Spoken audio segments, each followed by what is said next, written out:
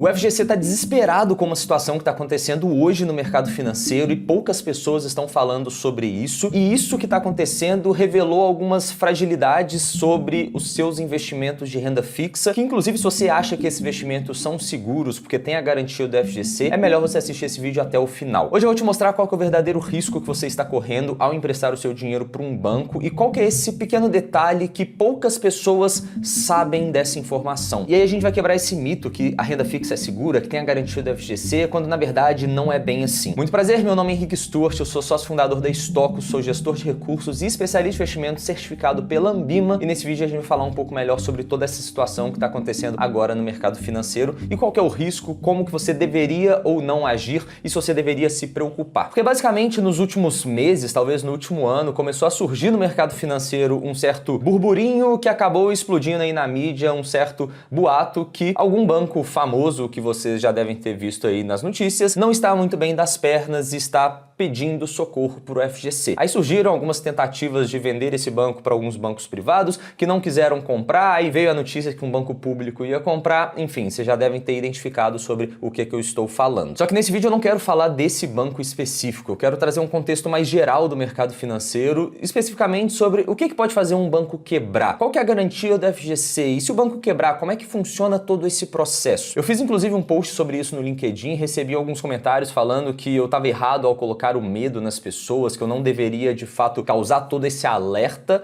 mas o meu ponto aqui, eu não quero te causar um certo medo. O meu papel aqui é te alertar e trazer uma transparência para você entender quais são as regras do jogo e quais são os riscos que o seu dinheiro está envolvido. Então vamos lá, qual que é o verdadeiro risco de um banco quebrar? Um banco quebra por dois motivos. O primeiro é o fato de que ele opera naturalmente, por definição, com alavancagem. O próprio índice de Basileia, que mostra qual que é a relação entre capital de terceiros alavancados e o patrimônio líquido do banco, mostra que o banco sempre opera alavancado. O limite ali de Basileia do Banco Central está na casa dos 11%, ou seja, para cada R$100 que o banco empresta, ele tem apenas R$11 de capital próprio, ou seja, os outros 89 são capital de terceiros, dinheiro que ele capta dos investidores. Então, por definição, o banco está alavancado. E aí o banco trabalha basicamente pegando esse dinheiro e operando no mercado financeiro, por exemplo, oferecendo crédito para outras empresas. Então, ele ganha nessa diferença do spread, né? A taxa de juros que ele cobra do empréstimo e a taxa de juros que ele remunera os seus investidores. Só que esse banco que a gente falou aqui também começou a fazer algumas operações um pouco mais arriscadas, comprando precatórios, comprando empresas em recuperação judicial, apostando na recuperação dessas empresas e atuando ali na gestão também, eventualmente, em alguns casos, para tentar ter um ganho nessas operações. Só que a partir do momento que o banco compra vários ativos de longo prazo e esses ativos não se convertem num resultado suficiente para honrar o pagamento que ele tem com certos investidores ali, chega um determinado momento, como por exemplo esse ano que está chegando agora, que o banco precisa devolver o dinheiro para os investidores, alguns bilhões de reais, e ele não tem esse dinheiro em caixa para poder fazer esse pagamento. E aí, o que acontece? Se um banco não consegue honrar os pagamentos, provavelmente ele vai ser liquidado. Então, sim, a primeira forma que um banco pode quebrar é talvez por uma falta de gestão, um erro na gestão, ou às vezes operações até muitas vezes imprudentes no mercado financeiro, mas isso pode acontecer. Mas o segundo caso, que também pode acontecer e já aconteceu algumas vezes, é o fato de que um banco não quebra apenas por ter um balanço ruim. Na verdade, o banco pode quebrar tendo um balanço bom. E isso acontece por conta de uma quebra da confiança das pessoas naquela instituição. Então, como o banco parte da premissa que ele está alavancado, que ele tem mais dinheiro de outras pessoas do que dele próprio, se acontece uma coisa que a gente chama de corrida bancária, de todo mundo querendo sacar o dinheiro ao mesmo tempo daquele banco, ele não vai ter dinheiro, por definição, de devolver o dinheiro para todo mundo. E isso faz o banco quebrar também. Então não importa quão saudável é o balanço daquele banco, todo banco está sujeito a esse risco, uns mais, outros menos, justamente por conta da confiança que as pessoas têm em cada banco, né? Talvez se a gente fosse colocar ali os bancos do Brasil nessa escala de quais estão mais sujeitos a isso ou não, pensando no balanço atual desses bancos, no tamanho, na solidez que cada um tem, talvez Bradesco, Itaú, Banco do Brasil, Caixa, sejam os bancos menos propícios a acontecer isso, porque num cenário extremo, que a gente tem uma quebra de confiança das pessoas em vários pequenos bancos e todas querem resgatar o dinheiro, as que conseguirem resgatar vão tirar desses pequenos bancos e vão jogar lá para os grandes bancos tradicionais, porque esses bancos vão ter uma solidez maior para suportar. Então esses bancos ficam cada vez mais fortes em um cenário que a gente tem uma corrida bancária. A não ser que aconteça alguma coisa na gestão desse banco, na operação ali, que possa de fato causar o primeiro cenário e o banco, enfim, ser liquidado por conta desse cenário. Mas, caso isso não aconteça, cenário natural é pessoas tirarem dinheiro de bancos pequenos para colocar em bancos mais sólidos. Aí a gente entra no segundo ponto desse vídeo, que é a ilusão que as pessoas têm no fato de que o FGC é um seguro e é uma blindagem completa do seu investimento em renda fixa, que você está completamente protegido. Isso não é verdade. Eu separei aqui alguns dados para a gente falar sobre o FGC. O primeiro é,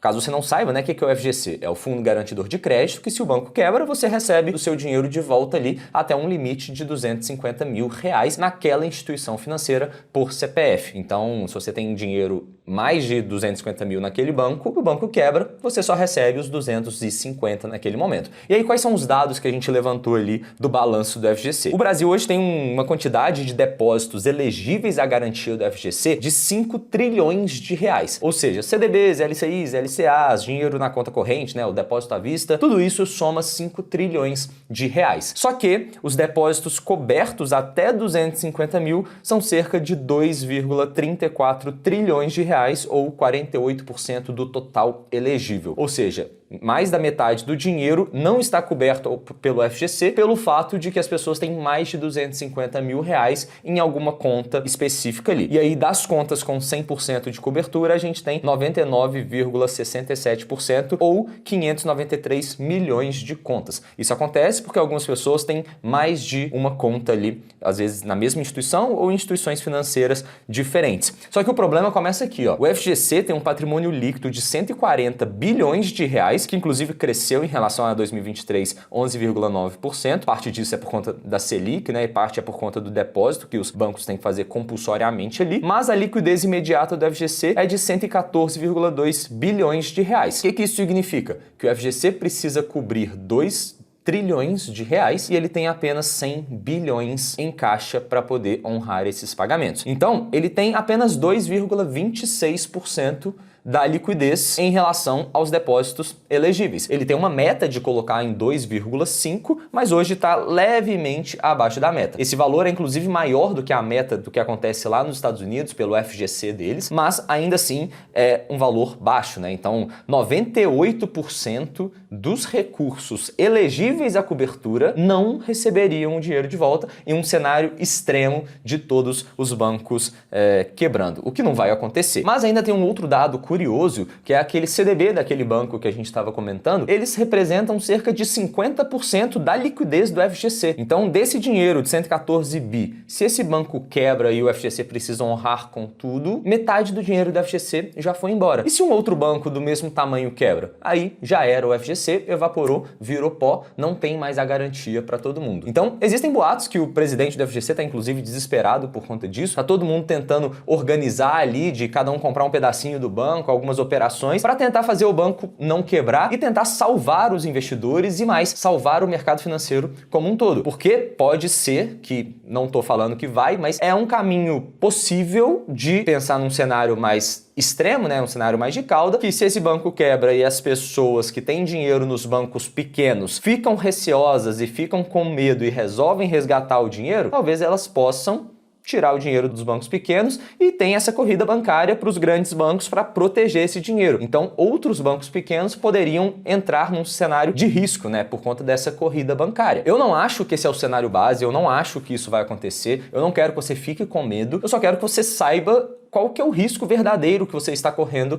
nos seus investimentos. Para muitas vezes, antes de você comprar um CDB no site da corretora só porque ele está pagando IPCA mais 10 nesse momento, por exemplo, ou está pagando 18% ao ano, 140% do CDI, pensa duas vezes do por que você vai colocar o seu dinheiro naquele banco. Você sabe quem que é a contraparte da operação? Você sabe qual que é o risco que você está correndo? Porque na grande maioria das vezes, as pessoas simplesmente compram e confiam cegamente no FGC. Eu até recebi um comentário no LinkedIn hoje falando: o FGC é tipo VAR, né? Se tem que usar. Quando na verdade, se o dinheiro é seu, você faz o que você quer com ele. Mas a partir do momento que você está falando do dinheiro do cliente, o mínimo que você tem que ter é uma responsabilidade, né? Porque o dinheiro não é seu. Se o banco quebrar, se o cliente perder o dinheiro, não é você que vai arcar com o prejuízo. Então, a gente tem que tomar cuidado, né? Tem que ser prudente nas nossas recomendações de investimentos. E de toda forma, por mais que eu acho que não vai acontecer tão cedo, cabe a nós tomar essas medidas mais prudentes na alocação dos nossos investimentos e dos nossos clientes também, né? Então, se você quer colocar o seu dinheiro ali na renda fixa, por que não diversificar um pouco mais? Ao invés de colocar ali no talo do FGC os 250 por instituição, coloca um pouco menos, compra vários bancos, que aí se acontece algo com um banco, você está protegido nos outros e por aí vai. O princípio da diversificação, né, de nunca colocar todos os ovos na mesma cesta, é sempre válido. Você não peca por ser conservador nos seus investimentos. E sempre que você for fazer investimentos bancários, às vezes faz sentido você adotar uma política de colocar vencimentos mais curtos, de 1, 2, 3 anos ali no máximo, não colocar um CDB para 2035. Se você quer comprar um título tão longo assim, talvez faça sentido comprar ou um ETF de renda fixa, de tesouro, por exemplo, ou às vezes até mesmo o vencimento do tesouro, que aí vai ser um pouco mais seguro do que o próprio banco e o FGC, né? E aí, de toda forma, se você quiser comprar esses CDBs, por exemplo, você não peca por analisar melhor o risco de liquidez e o risco de crédito daquele banco que você está emprestando o seu dinheiro. Entra lá no Banco Data, analisa o balanço do banco, vê o que ele está fazendo. Todos os bancos são obrigados pelo Banco Central, pela legislação como um todo, a publicar os seus balanços. Então você pode ver o balanço do banco, entender profundamente o que está acontecendo em cada linha do balanço, né? Tem algumas linhas até meio curiosas que eu comecei a pesquisar um pouco melhor sobre o balanço daquele banco e eu fiquei, caraca, como é que a CVM deixou esse banco crescer a ponto de chegar a 50%? Eu não acho nem loucura chegar a 50% do FGC. A loucura é ter deixado chegar a 5%, 10% do FGC. Então a CVM deveria estar em cima disso desde antes para não chegar no momento que a gente chegou hoje do banco virar too big to fail. Porque quando é um banco pequeno e ele começa a fazer essas loucuras com o dinheiro que ele está captando no CDB, beleza, deixa ele quebrar, paga o FGC ali, não vai fazer tanto estrago, digamos assim, mas a partir do momento que chegou a 50% do FGC, virou um banco too big to fail. Se o banco quebra, pode desencadear ali algo em todo o sistema financeiro. Então todo mundo sai prejudicado e aí começa aquela tentativa de não deixar o banco quebrar. O que a gente vai fazer? Quem que vai comprar o banco? Quem vai comprar os ativos? Quem vai comprar o passivo? E por aí vai. E a gente chega nesse momento que a gente está hoje de precisar fazer um vídeo como esse. De toda forma, se você quer uma ajuda para escolher inclusive os seus investimentos de renda fixa e montar sua carteira como um todo, fazer um planejamento financeiro, tributário, sucessório, previdenciário e a estratégia de investimentos que você vai linkar em todo esse planejamento, preencha o primeiro formulário no link aqui na descrição, que eu ou alguém da minha equipe, a gente vai entrar em contato pessoalmente com você pra gente bater um papo e entender melhor a sua demanda, o seu perfil, os seus objetivos e como que a gente pode trabalhar junto ali na consultoria de investimentos. Beleza? Qualquer dúvida, deixa aí nos comentários. Tamo junto e até a próxima.